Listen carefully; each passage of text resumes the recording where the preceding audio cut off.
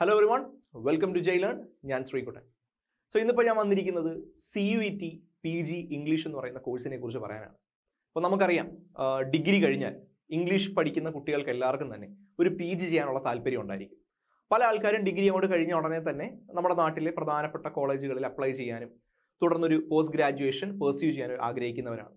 പക്ഷേ അപ്പോൾ ഇന്നിപ്പോൾ എനിക്ക് പറയാനുള്ളത്, ഇന്ത്യയിലെ തന്നെ ഏറ്റവും മികച്ച യൂണിവേഴ്സിറ്റികളിൽ PG ചെയ്യുമ്പോൾ ഉള്ള ഗുണങ്ങളെ കുറിച്ചിട്ടാണ്. കാരണം പല കുട്ടികളും ഇപ്പോഴും ചിന്തിക്കുന്നത്, ഒരു ഡിഗ്രി കഴിഞ്ഞു എന്നാൽ ഒരു PG ചെയ്തേക്കാം, അത് നമ്മുടെ നാട്ടിൽ എവിടെയെങ്കിലും ചെയ്തേക്കാം. അപ്പോൾ നമ്മുടെ നാട്ടിലെ കോളേജുകൾ മോശമാണ് എന്നൊരു അഭിപ്രായമല്ല ഞാൻ പറയുന്നത്. ഇപ്പോൾ നിങ്ങൾക്ക് PG ചെയ്യണമെങ്കിൽ ഇന്ത്യയിലെ തന്നെ ഏറ്റവും മികച്ച സർവകലാശാലകളിൽ ഒരു പോസ്റ്റ് ഗ്രാജുവേഷൻ ചെയ്യണമെങ്കിൽ നമുക്കറിയാമല്ലോ, കോമൺ യൂണിവേഴ്സിറ്റി എൻട്രൻസ് ടെസ്റ്റ് എന്നൊരു ടെസ്റ്റ് NTA നടത്തുന്നുണ്ട്.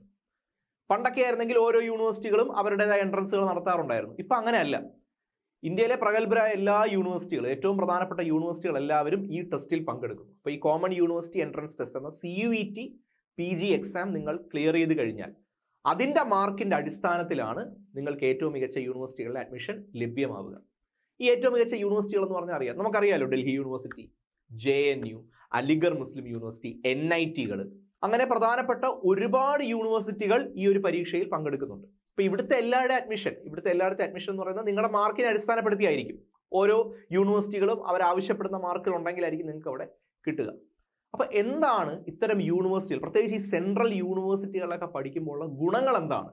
ഒരു സാധാരണ നമ്മുടെ കോളേജിൽ നിന്ന് എന്താണ് അവിടെ വ്യത്യാസം എന്ന് പറയുന്നത്?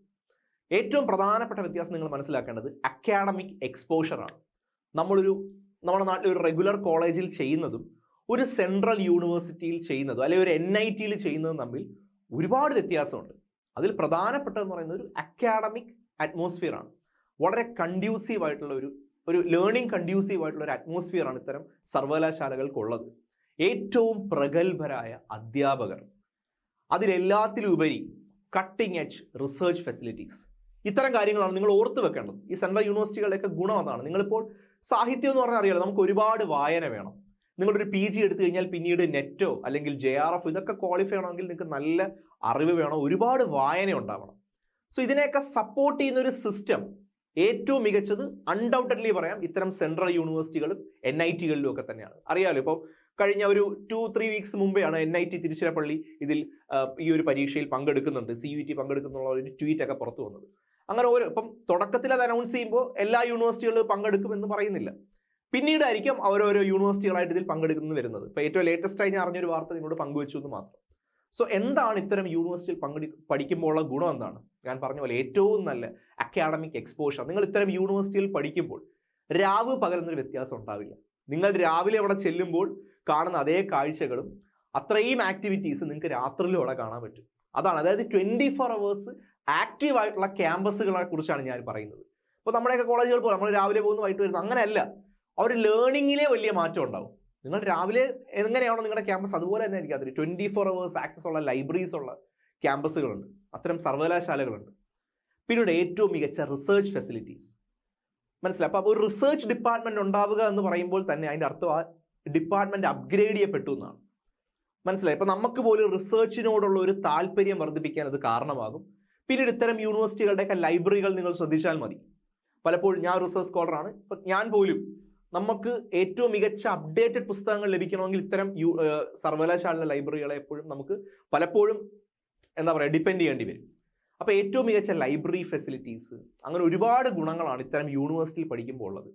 അപ്പോൾ അടുത്ത ചോദ്യം, എങ്ങനെ ഇവിടെ എത്തപ്പെടും എന്നുള്ളത് അറിയാലോ. CUET പരീക്ഷ നിങ്ങൾ പാസ്സാവണം.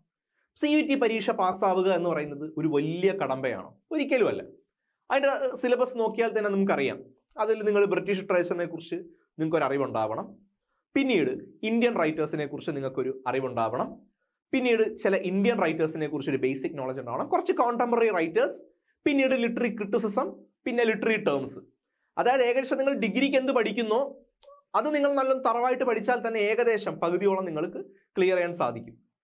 സിലബസ് എന്ന് പറഞ്ഞാൽ ഇത്രയേ ഉള്ളൂ. British literature, Indian writers, American writers, theory and criticism, പിന്നീട് ലിറ്റററി ടേംസ്. ഏകദേശം ഇത്രയും കാര്യങ്ങളേ ഉള്ളൂ സിലബസ് എന്ന് പറയാം.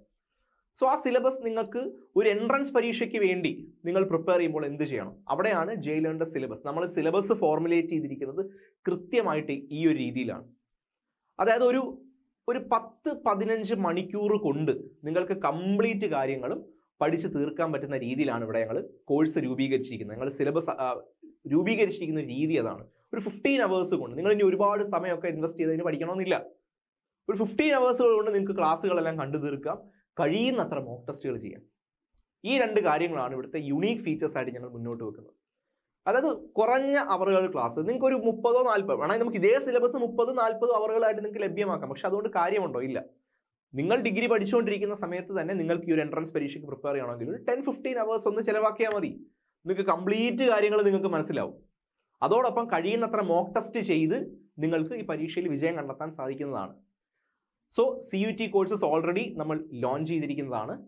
ഈ കോഴ്സിന്റെ പ്രധാനപ്പെട്ട ഫീച്ചേഴ്സ് എന്ന് പറയുന്നത് ഇതുപോലെയുള്ള studio recorded high definition classes ആണ്. പക്ഷെ അത് മാത്രമല്ല, റെഗുലർ ആയിട്ടുള്ള ലൈവ് സെഷൻസ് നിങ്ങൾക്ക് ലഭിക്കുന്നതാണ്. പിന്നെ നിങ്ങൾ ഈ ആപ്പ് വഴിയാണല്ലോ ക്ലാസ്, നിങ്ങൾ വീഡിയോസ് കണ്ട് നിങ്ങൾക്ക് എന്തൊക്കെ സംശയം ഉണ്ടെങ്കിലും അതൊക്കെ തീർക്കാനുള്ള ഡൗട്ട് ക്ലിയറൻസ് സെഷൻസ് ഇവിടുന്ന് ലഭ്യമാണ്.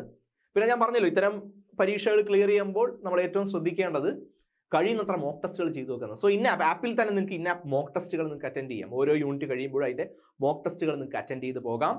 പിന്നീട് കൃത്യമായ പേഴ്സണൽ മെന്ററിങ്. ഇത്രയും ഫീച്ചേഴ്സാണ് നിങ്ങൾക്ക് CUET കോഴ്സിലൂടെ ഞങ്ങൾ തരുന്നത്. പക്ഷേ ഞാൻ ഇപ്പോഴും പറയുകയാണ്, ഇപ്പോഴും വിദ്യാർത്ഥികൾക്ക് ഇതിനെക്കുറിച്ച് ഒരു അവയർനെസ് ഇപ്പോഴും ഇല്ല. അതുകൊണ്ടാണ് ഒരു വീഡിയോയിലൂടെ ഞാൻ വന്ന് വീണ്ടും പറയുന്നത്. മനസ്സിലായില്ലേ? അപ്പോൾ CUET ഇത്രയും വലിയ സാധ്യതകൾ നിങ്ങൾക്കുണ്ട്. പണ്ടായിരുന്നെങ്കിൽ നിങ്ങൾ എല്ലാ യൂണിവേഴ്സിറ്റിയിലും അപ്ലൈ ചെയ്ത് എല്ലായിടത്തും എൻട്രൻസുകൾ എഴുതി. ഇപ്പം അതിൻ്റെ ആവശ്യമില്ല. ഈ പരീക്ഷയിൽ NTA നടത്തുന്ന ഈ പരീക്ഷയിൽ പ്രധാനപ്പെട്ട എല്ലാ സർവകലാശാലകളും പങ്കെടുക്കുന്നുണ്ട്. സോ നിങ്ങൾ ഈ ഒരു പരീക്ഷ അറ്റൻഡ് ചെയ്ത് ക്ലിയർ ചെയ്ത് കഴിഞ്ഞാൽ ഇന്ത്യയിലെ ഏറ്റവും മികച്ച സർവകലാശാലകളിലായിരിക്കും നിങ്ങൾ എത്തിപ്പെടുന്നത്.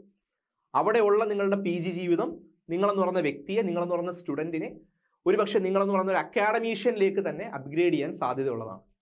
സോ ഈ ഒരു ചാൻസ് നിങ്ങൾ മിസ്സാക്കരുത്. കാരണം അറിയാലോ, വർഷത്തിൽ ഒരിക്കലാണ് ഈ പരീക്ഷ വരുന്നത്. ഇപ്പം മാർച്ചിലാണ് ഇപ്പോൾ പരീക്ഷ അനൗൺസ് ചെയ്തിരിക്കുന്നത്. ഒരുപക്ഷെ ഡേറ്റ് എക്സ്റ്റെൻഡ് ചെയ്തൊക്കെ ഏപ്രിലോട്ടൊക്കെ പോയേക്കാം.